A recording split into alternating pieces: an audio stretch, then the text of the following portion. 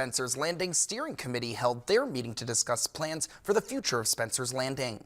The Thrasher Group presented their plans for Spencer's Landing, which included adding an amphitheater, splash pad, a playground, and an access ramp to the dock.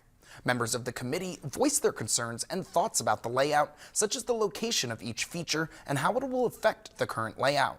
Samuel Rich, land development market leader for Thrasher, says he is excited to start construction. We love to work on projects from concept to completion.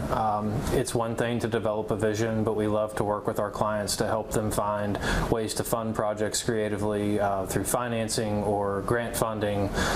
Foundations oftentimes will contribute to community projects like this. So the plan is one thing, but seeing the first phase of construction and seeing the project become a reality and seeing people use it is what we really enjoy. They will hold another meeting for the public to give their input on the layout. However, they have not decided a meeting date yet.